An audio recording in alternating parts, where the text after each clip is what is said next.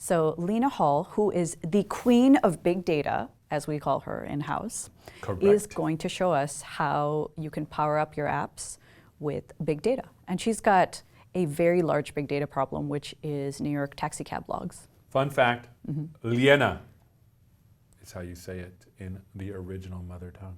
Lena. Wow. She might say I'm wrong, but at least I feel ethnic when I say it that way.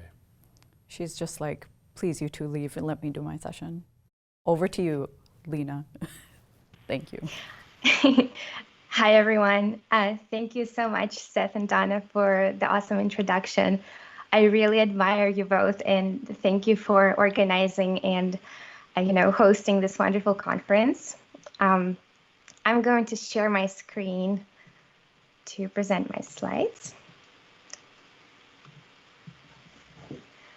So hello, everyone. Welcome to my session on unleashing the potential of PowerApps with big data.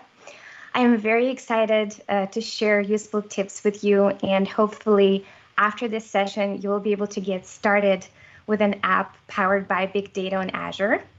But before we get started today, a brief introduction motivation of why we're talking about PowerApps and big data.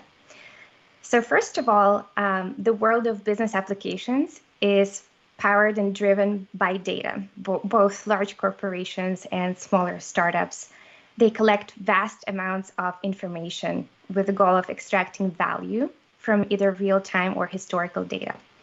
And this data takes many forms. It needs to be stored effectively. We need to analyze and process it. And at the same time, there are so many ways that we can make this data accessible for future analysis. Of course, there are some standard APIs that we can use, some programming language SDKs, and other ways to extract and query the data to process and analyze it. But the biggest advantage that PowerApps have is being able to connect to some of the most common data sources and extract value from data without needing to learn all of the underlying details of the data source and writing the code to connect to it. In fact, in the demo that I will show you today, I will not need to write a single line of code to connect to the data, to fetch the data, or work with the data, other than some trivial configuration. So to summarize, PowerApps really enable and empower more people to get value out of large amounts of data in their domain and organizations without really requiring extensive knowledge. So just a little bit about myself. I am a principal software engineer in cloud advocacy focused on data, distributed systems, analytics, and machine learning as well. I speak at conferences. I co-organize some of the conferences like ML for All and .NET Fringe, and I hold a master's degree in computer science. So let's get started with our talk. This is what I'm going to cover today. We will review what types of data sources we have to frequently interface with. We'll get familiar with some of the most helpful big data services available on Azure. We will take a deeper look at Azure Synapse as a modern data warehouse solution, and I will also use it in my example today. We will learn how to connect PowerApps applications to a data source, and then how to actually work with this data from the application. All of this will be shown as a quick example of building a simple New York taxi trips inventory application that will demonstrate these capabilities. So where is the data coming from? Depending on the domain and the way the data is being collected, there are a few most common types of data sources. For example, it can come from static data files, as is frequently the case with the text information or certain reports. It can come from real-time events generated by devices, sensors, or certain online activities. This kind of information is perfect to collect in queues or data ingestion systems in the cloud. Some real-time information and data is coming from financial operations or other online transactions, it should be stored in databases that are good for fast data access and random queries. But other data, on the contrary, doesn't require immediate action, and it can be stored mostly for historical purposes and for bulk analytics at a later time frame. And this can be a collection of logs, archives, or user actions. There are also business systems like SharePoint or Dynamics that we use to collect and store data as well. And we can use this data as a source for our applications. And at the end, there are cases when data is coming from source that we can't always precisely categorize. So Azure provides quite a few services to enable the vast majority of common big data scenarios. Azure Blob, File, Table Storage, Data Lake Storage, they're perfect for large collections of files of different types. Services like Event Hubs or Event Grid, they support real-time event operations. Data Factory is helping with import, export of data, integrations, and workflows around your data. Azure Cosmos DB really helps with high throughput, low latency transactional data. As we all know, SQL Server is great for storing relational data. There are products like Azure Log Analytics and Azure Data Explorer, which are a perfect fit for queries on log data and analysis of time series data. And we also have things like Azure SQL Data Warehouse and Azure Synapse, which isn't listed here at the moment.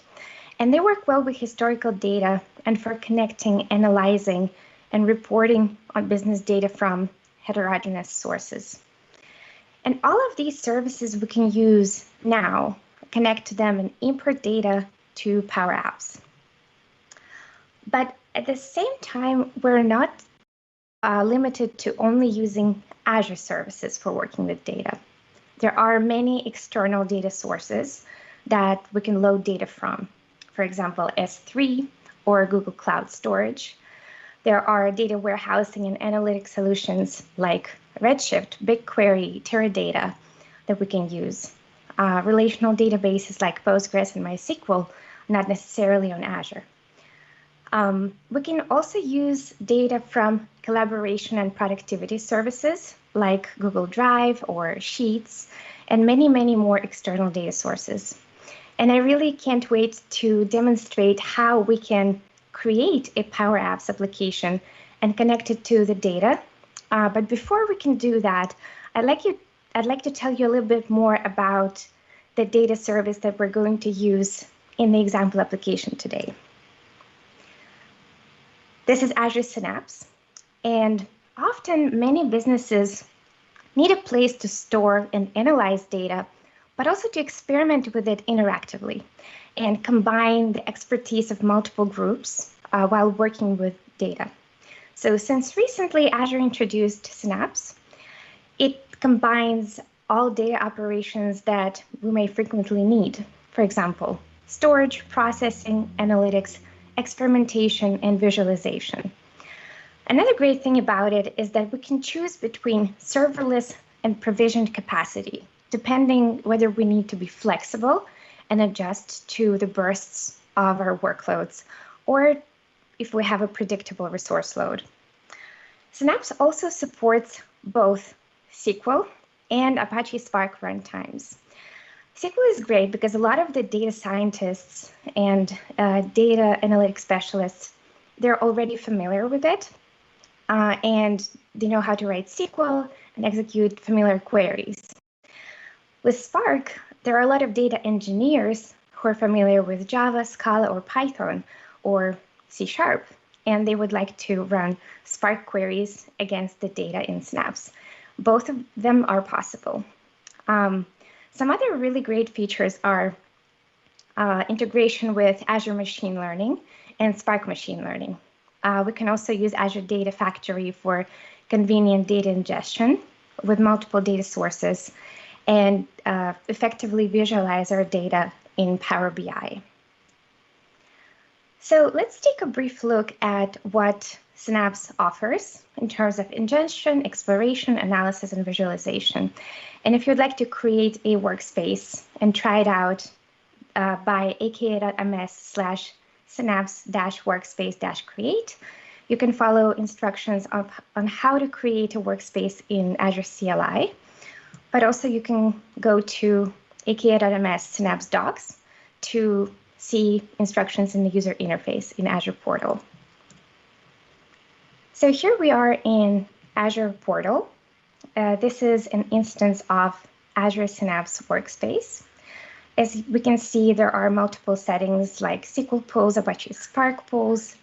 We can dive deeper into each of them and see what we can tune, as well as some security settings, managed identities. But the most interesting thing is if we navigate to the workspace URL, which brings us to an Azure Synapse Workspace portal. There, we'll be able to ingest, explore, analyze, and visualize our data. So first of all, let's look at ingestion. We can create pipelines and copy the data into Synapse from various data sources. Here we can see the list of already connected data sources, but we can also create a new connection and pick the ones available from Azure services. We can pick databases, not only hosted on Azure. If our data is stored in files or file storage, we can also connect that. We can also work with generic protocols, NoSQL databases, and a lot more services and applications. So once we ingest our data, we're ready to explore it. In this tab, we can see the list of linked and connected data sets. So here are loaded taxi data, and there's a convenient tab called Schema, where we can see what fields we already have. This is very convenient for our future demo. So once we saw what our data is, we can take a look at how we can actually explore it interactively in the Workspace portal. So here we can create various interactive notebooks. Choose between SQL notebooks or other notebooks. For example, if we create one, we can attach it to a Spark pool or a SQL pool. We can pick a language out of these four. And for example, when we pick SQL, we'll be able to write Spark SQL code, but also if you're familiar with other language, you can mix and match them in one notebook as well. So don't write this in production, but this is just an example of what you can do with analytical queries and notebooks. So since we're not going to do that in the workspace, we're going to go back to the next option, like orchestration and monitoring. Here we can see what are the processes running against our data, are there successful or failed SQL requests, and we can see all of the data sources and pools connected to our instance. So it provides really great functionality. And the very important thing is we can also visualize our data with Power BI very easily without needing to go anywhere else, just picking a resource that we would like to connect the data to. So now that we know that we have our data source somewhere with data, we would like to use it to build an application to make use of this data. So in this talk, we're talking about the New York City trips information. And we would like to have an application to search through the trips, visualize some of the destinations, and just have a great inventory, simple mobile application. So we briefly saw how to import data from multiple data sources. That would be the first step. Then we would need to take note of what data schema we're going to be working with and what fields do we actually need for our application. As a next step, we would also need to make sure that we know the connection information for our data source, and at the end, to perform the steps necessary to connect it. So let's go through each step to make sure that we're clear. First step is loading data. So you would click on Connect to External Data or the new data source. I connected the data from Azure Blob Storage. So I load it into the storage account, and I pick the storage account where the data is on. Then I pick the file format. So in this case, it's JSON. And then once we create a linked service, we need to indicate storage properties like container, directory, file, or anything else that is relevant for your data source. So once we've done that, the data should be loaded, and we should be ready to look at the data schema. In this case, the data schema is pretty large size, so we will pick a couple of properties that we will interact with most in our application. So it will be pickup location, drop-off location, trip duration, trip distance, and fare amount. This should be a good minimal set of data that we can make use of. So let's take a look at what connection information we need. If we go back to Azure Portal, we will need to take note of a server name, which is a fully qualified Synapse server name, and we will need the name of the pool that is storing our data. Once we have that, we're ready to actually connect. So let's see how we can do this. So this is PowerApps portal. We're creating the app from data. We are exploring of what connection options we have. It will just take a couple of seconds. Here we can click New Connection.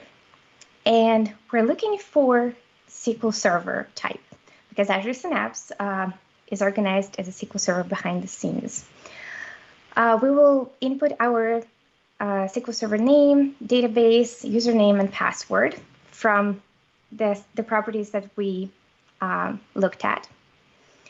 And after that, it should show us the tables available for us to connect to. So here I have one table, trip, and based on this information, it should generate a basic app structure that we can use as a foundation. And this is great because we're not just starting from the very scratch. It is an intelligent system that looks at our data and sees what kind of operations we might want to do with it. So while it is generating that, we see the environment with a couple of sidebars, with elements in the user interface that we can work with, and with the details screen. So this looks like coordinates, so which is right. Our data is kind of similar to that, and we can start from here.